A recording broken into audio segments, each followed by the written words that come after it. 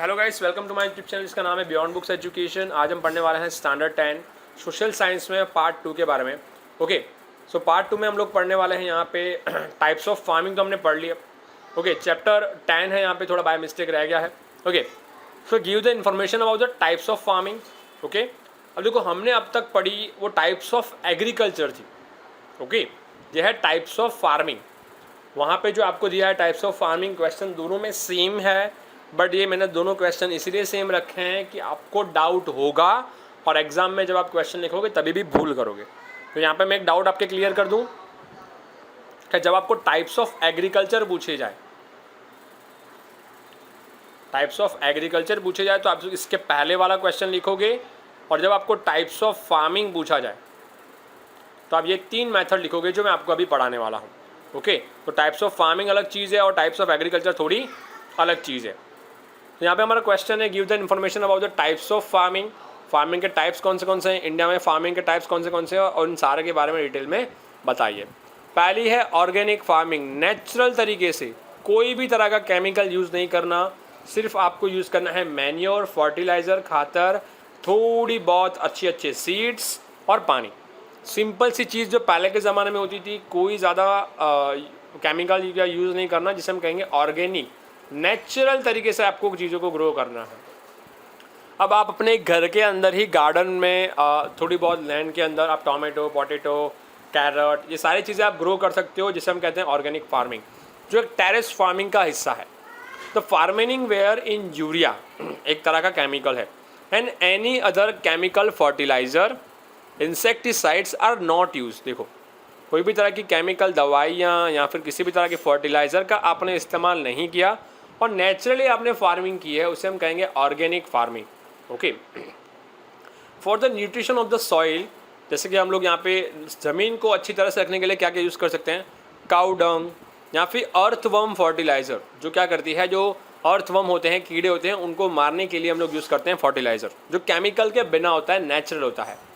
या फिर आप यहाँ पे कॉम्पोजिट फर्टिलाइज़र का इस्तेमाल कर सकते हो, जो ऐसा फर्टिलाइज़र है जो थोड़ी बहुत औषधियों से बना हुआ हो। ओके, तो इन सारी चीज़ों का इस्तेमाल करके आप नेचुरल फार्मिंग, ऑर्गेनिक फार्मिंग कर सकते हो। यहाँ पे आप सबको पता होगा कि हमने मैन्योर मतलब जो खातर है हम बचपन में बनाना सीखे थे, जैसे कि काऊ का जो यूरिन है, नीम के कुछ पत्ते हैं, बटर मिल्क है, इन सारी चीज़ों को हम मिक्स कर इन सारी चीज़ों को हम यूज़ कर सकते हैं इन तरह के क्रॉप्स को ग्रो करने के लिए। और यहाँ पे जितने भी जो इंसेक्ट्स होते हैं, जो छोटे बहुत कीड़े होते हैं, उनको भी हम लोग भगा सकते हैं नेचुरल तरीके से। Okay, the organic production are very nutritive. तो यहाँ पे आप जो भी प्रोडक्शन करोगे वो फुल न्यूट्रिशंस वाला होता है, जिससे आपको कोई तरह की साइड इफ़ेक्ट नहीं होती, किसी भी तरह की बीमारी नहीं होती। ओके, इसको टेस्ट करने में, नेचुरल टेस्ट में ये बहुत ही अच्छा होता है, स्वीट होता है, और इनकी खुशबू जो है बाकी प्लांट्स के कंपेयर में बहुत ही अच्छी होती है, इसलिए शायद इसको ऑर्गेनिक फार्मिंग या नेचुरल फार्मिंग भी कहा जाता है। यहाँ पे जितने भी आप क्रॉप्स ग्रो करते हो, वेजिटेबल ग्रो कर सकते हो, इनके अंदर मिनरल्स, विटामिन्स जो है वो बहुत ज़्यादा होते हैं, आपकी लाइफ को, आपकी बॉडी को और अच्छा बनाते हैं और हेल्दी बनाने की कोशिश करते हैं। Organic production are high demand. आज के ज़माने में जहाँ पे मिलावट की चीज़ें, मिलावट की सब्जियाँ मार्केट में बिक रही हैं, ऐसे ज़माने में लोग फ्रेश वेजिटेबल्स और ऑर्गेनिक नेचुरल वेजिटेबल्स जो हैं, बिना फर्टिलाइज़र की जो बनी हुई चीज़ें हैं, ऐसी डिमांड ज़्यादा करते हैं और ऐसी चीज़ों के लिए वो लोग ज़्यादा पैसों देने को भी तैयार हैं। ओके, तो ये ऑर्गेनिक फार्मिंग था, जहाँ पे आपको कोई केमिकल का इस्तेमाल नहीं करना, जहाँ पे आप न्यूट्रिशंस की तरह पे डंग, अर्थवर्म फर्टिलाइज़र या कॉम्पोजिट फर्टिलाइज़र का यूज़ कर सकते हो, काऊ यूरिन या नीम सॉल्वेंट का इस्तेमाल कर सकते हो। ये ज़्यादा न्यूट्रिशिव होता है, इसमें मिनरल्स और विटामिन बहुत हाई रहते हैं, इनकी टेस्ट जो है बहुत ही स्वीट, और इनकी खुशबू जो है वो बहुत ही अच्छी और फ्रेश होती है, और इसीलिए आज के टाइम में जहाँ पे मिलावट वाली चीज़ें बिक रही हैं, उसके सामने इन चीज़ों की डिमांड हाई रहती है। सेकंड अगर हम बात करें यहाँ पे, तो सस्टेनेबल फार्मिंग। ओके, तो ऐसी farming in order to retain the soil fertility, अगर ज़मीन की जो फर्टिलिटी है उसको मेंटेन करने के लिए, कैसे, लॉन्ग टाइम तक, enough care is taken about the crop rotation, crop को बदला जाता है। जैसे एक पहले आज अगर आप यहाँ पे वीट ग्रो कर रहे हो, ओके, या फिर पैडी ग्रो कर रहे हो, राइस, तो ये 2 प्रोडक्ट ऐसे हैं जो ज़मीन के अंदर के जितने न्यूट्रिशंस हैं उनका मैक्सिमम इस्तेमाल कर लेते हैं। और इसके बाद अगर आप सिमिलरली वीट और पैडी ग्रो करोगे, मतलब मानो कि अभी आपने वीट लिया, फिर वापस अगर वीट लोगे या पैडी के बाद वीट लोगे या वीट के बाद पैडी या पैडी के बाद वीट, ओके, इन दोनों क्रॉप्स के आप अगर बार बार यूज़ करोगे तो ज़मीन है वो क्या हो जाएगी, वीक हो जाएगी, उसके न्यूट्रिशंस चले जाएंगे। तो फार्मर क्या करते हैं, वीट के बाद कुछ पल्सिस ग्रो करते हैं, चने हो गई, दाल हो गई, ऐसी चीज़ें ग्रो करते हैं। ये सारी चीज़ें क्या करती है, ज़मीन के अंदर, लैंड के अंदर जो है पोटेशियम है और बाकी सारी जो चीज़ें हैं, जो एलिमेंट्स रहते हैं, इनको हाई कर देती है, जिसकी वजह से ज़मीन की फर्टिलिटी क्या हो जाती है, इंक्रीज़ हो जाती है। जी हाँ, पल्सिस ऐसी चीज़ है जो ज़मीन की जो फर्टिलाइज़र है उसको इम्प्रूव करते हैं। सिमिलरली यहाँ पे फर्टिलाइज़र का इस्तेमाल किया जाता है, केमिकल फर्टिलाइज़र का इस्तेमाल किया जाता है। आप देख सकते हो कि यहाँ पे एक इंसान है वो केमिकल डाल रहा है ज़मीन के अंदर, इंसेक्टिसाइड्स डाल रहा है, दवाइयाँ डाल रहा है, जिससे क्या कर सकते हैं, न्यूट्रिशन का लेवल जो है ज़मीन में बना रहे। ओके, यहाँ पे बायोटिक कंट्रोलर का इस्तेमाल किया जाता है कि जितने भी मच्छर होते हैं, दवाइयाँ, जितने भी छोटे छोटे कीड़े होते हैं, उनको दवाई से मारा जाए और पानी की मात्रा को सही रखा जाता है। ओके, मतलब एक ऐसी ज़मीन जहाँ पे हम लोग दवाइयों का इस्तेमाल करते हो, सही तरह से ध्यान रखते हो, ओके, ज़मीन का ध्यान रखते हो, आसपास में जीवाणु, छोटे छोटे कीटक ना हो, उनका ध्यान रखते हो। ओके, ऐसी फार्मिंग को क्या कहेंगे, सस्टेनेबल फार्मिंग। हालांकि ये बहुत ही एक्सपेंसिव होती है और इनका ध्यान रखना भी बहुत ही ज़रूरी है। सबसे लास्ट में है मिक्स फार्मिंग, जहाँ पे आप एक ही लैंड में दो अलग अलग तरीके की क्रॉप ग्रो कर सकते हो। देखो, मानो कि ये एक लैंड है, एक फार्मर की ज़मीन है, तो फार्मर क्या करेगा, ज़मीन के दो टुकड़े करेगा, ज़मीन के एक तरफ अलग क्रॉप और एक तरफ अलग क्रॉप। फिर कैटल रियरिंग, जैसे कि कैटल रियरिंग का सबको पता होगा कि पशुपालन, पोल्ट्री और सेरीकल्चर एंड फिशरी। सेरीकल्चर मतलब कि जो हैन वगैरह होते हैं वो, या फिर फिशरी मतलब कि तालाब में मछलियाँ वगैरह हैं, वो सारी चीज़ें जो है यहाँ पे रखी जाती है एक्स्ट्रा अपनी लाइफ को सर्वाइव करने के लिए, जिसे हम कहते हैं mix agriculture along with the cultivation. मतलब फार्मर जो है एक ज़मीन में दो अलग अलग क्रॉप तो ग्रो करता ही है। एक क्रॉप को वो फैमिली के लिए यूज़ करता है और एक क्रॉप को मार्केट में सेल करके पैसे कमाता है, जिससे उसको बहुत पैसे नहीं मिलते।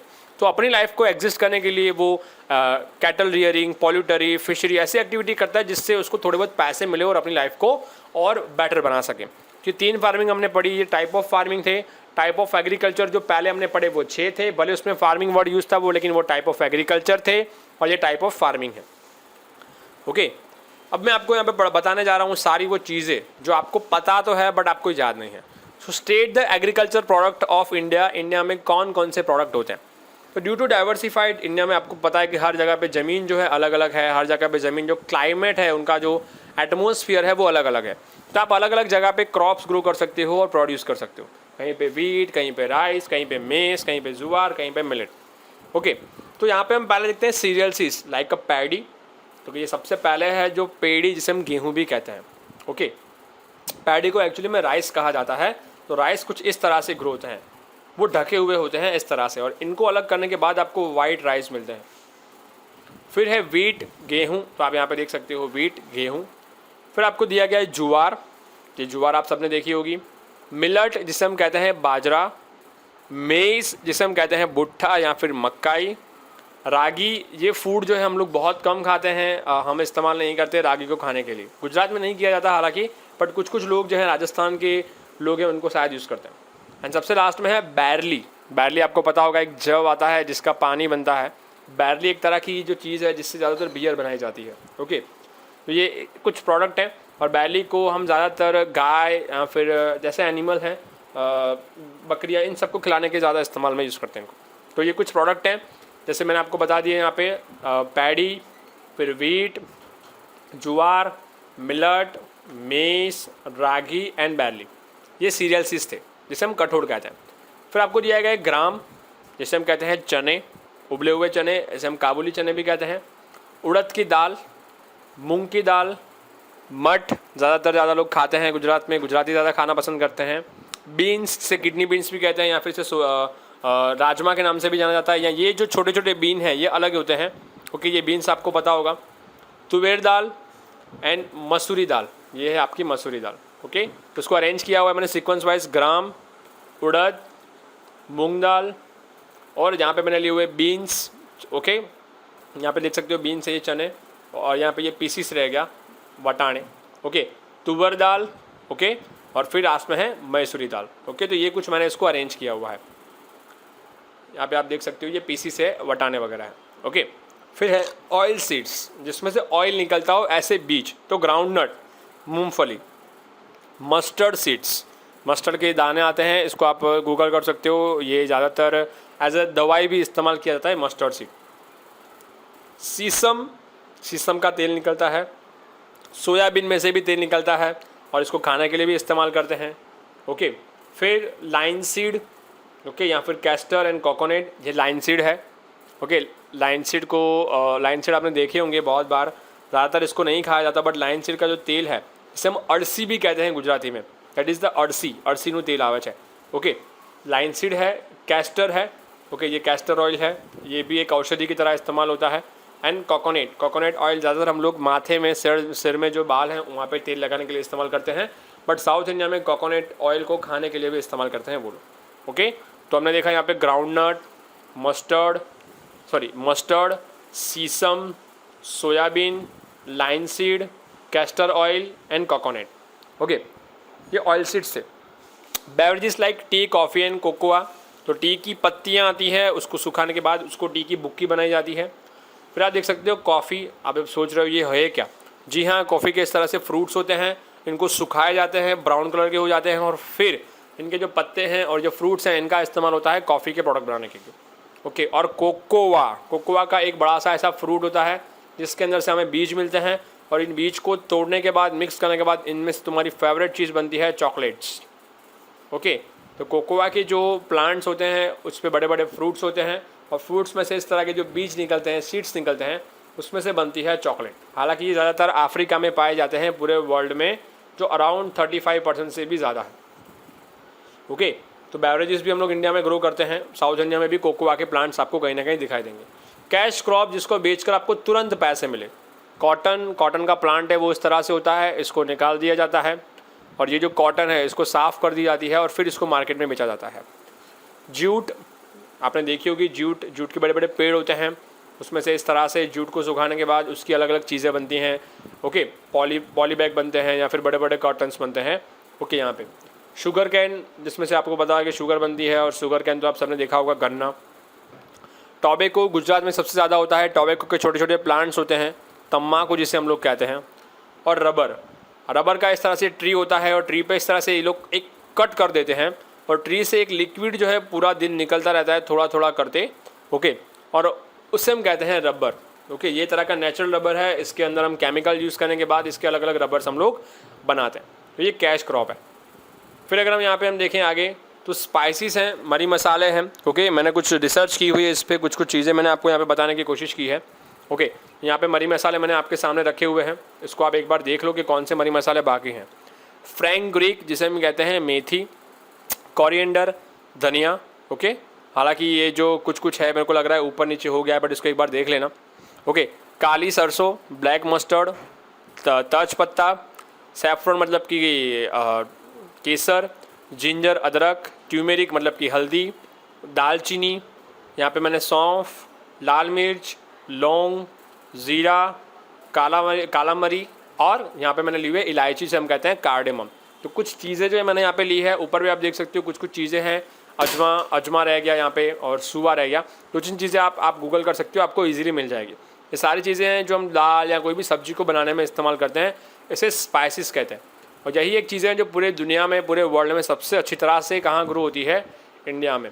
और यही एक रीज़न था कि जो अंग्रेज़ थे, फॉरेनर्स थे, वो इंडिया में आए थे हमारे साथ ट्रेड करने के लिए, स्पाइसेस की वजह से। सेकंड अगर हम देखें तो आप मेडिकल प्लांट्स भी हैं इंडिया में ग्रो होते हैं, जैसे कि यहाँ पे आपको दिया है अश्वगंधा, तुलसी, करियातू, मिंदी अवल, सफ़ेद मुसली, ओके, मधुशिनी, अशोक, गरमर, लिंडी पिपर, गालो एंड एलोवेरा। ये सारी की सारी औषधियाँ हैं, उनमें से कुछ औषधियाँ मैंने आपके सामने रखी है। यहाँ पे आप देख सकते हो कि औषधि के प्लांट्स हैं। Sage, okay, royal rosa, sagebrush, mother and steep mother, हाँ ये मदर एंड स्टीप मदर, बड़ा और छोटा फूल, नेटलाइट, चैमोलिन, ओके, मिंट की जो गोलियाँ आपने देखी होगी, गिनसेंग, इचेंचा, जी बहुत ही ऑकवर्ड्स नेम है, आप इसको गूगल कर सकते हो। बाकी के जो आपको प्लांट्स हैं इसकी इमेजेस शायद आपको गूगल पे ना मिले, बट ये दवाइयाँ हैं, आयुर्वेदिक दवाइयाँ जो हैं प्लांट से, इसका इस्तेमाल आज भी होता है इंडिया में। सेकंड हम देखें तो flavoured crop like a mint जो एक फ्लेवर्ड क्रॉप है, ओके, जिसे हम कहते हैं धनिया। ओके, सॉरी ये धनिया नहीं होता, ये पुदीना जिसे हम कहते हैं मिंट। ओके, तो पुदीने को हम इस्तेमाल करते हैं कभी कभी चाय में, या फिर कभी कभी इसका इस्तेमाल हम करते हैं चटनी वगैरह बनाने में। तो हम देखते हैं मेंथॉल, ओके, जिसे हम कहते हैं ग्रीन ऑनियन। ओके, कच्ची प्याज भी इसको कही जाती है, ज़्यादातर कुछ कुछ लोग इसको गर्मियों में खाना पसंद करते हैं। ओके, पल्मोरसा एंड लेमन ग्रास, तो ये कुछ टाइप्स हैं जो फ्लेवर्ड क्रॉप्स हैं, इनके अंदर स्वाद रहता है, फ्लेवर रहती है, जो इंडिया में ग्रोथ है। ये कुछ चीज़ें थी जो मैंने आपको बताई। ओके, बाकी रहे वेजिटेबल्स, तो आपको पता होगा कि आप अलग अलग तरह के वेजिटेबल्स, कैरेट, ब्रोकली, टोमेटो, प्याज, ब्रिंजल्स, ये आप कहीं ना कहीं बचपन में पढ़ के आए हो। तो बहुत सारे वेजिटेबल्स हैं जो इंडिया में ग्रोथ है। अब आपको शायद पता चल रहा होगा कि इंडिया में कितने सारे एग्रीकल्चर के टाइप्स हैं और कितनी सारी चीज़ें ग्रो हो रही हैं, जिसका कोई एंड नहीं है। फिर आप देखो तो यहाँ पे फ्रूट्स आप सबको पता है, ये हम बचपन में पढ़ के गए। A for apple, B for banana, C for cherry, D for dragon, F for fig, G for grape, G for guava, J for jack, K for kiwi, L for lychee, L for lemon, M for mango, O for orange, P for papaya, P for pomegranate, P for pineapple, S for raspberry, S for strawberry, S for star fruit and watermelon. Okay, इसके अलावा अगर आपको कुछ लगता है कि कोई fruits बाकी रह गया है तो आप मुझे बता दो या कमेंट कर दो, तो मुझे पता चल जाएगा कि कौन सा फ्रूट मैंने नहीं लिया। तो इंडिया में बहुत सारे फ्रूट्स भी ग्रो होते हैं, बहुत सारे प्लांट्स, बहुत सारे वेजिटेबल। और अब आए हम फ्लावर्स पे, तो यहाँ पे आप देख सकते हो अल्मोडा, Benjamin, bell flower, black eyed Susan, daisy, carnation, rose, pansy, canna, ixora, ये सारे आप नाम पढ़ते जाइए जिनका कोई एंड नहीं है। लोटस, इनमें से कुछ कुछ फ्लावर्स आपने देखे होंगे, जैसे सनफ्लावर आपने देखा होगा, एस्टर देखा होगा, लोटस है, रोज़ है, जो नॉर्मल हम लोग देखते हैं। बाकी के जो फ्लावर्स हैं बहुत ही कम दिखाई देते हैं। ओके, जिसके लिए आपको फ्लावर्स के गार्डन में जाना पड़ेगा, आसाम वगैरह में। ओके, तो कुछ फ्लावर्स जो है इंडिया में अच्छी तरह से ग्रोथ है। तो गाइस यहाँ तक था कि इंडिया में क्या क्या ग्रो होता है। आई होप्स आपको पता चल गया कि इंडिया में कितने क्रॉप्स और कितने अलग अलग तरीके के क्रॉप्स जो हैं ग्रो होते हैं। Thank you so much.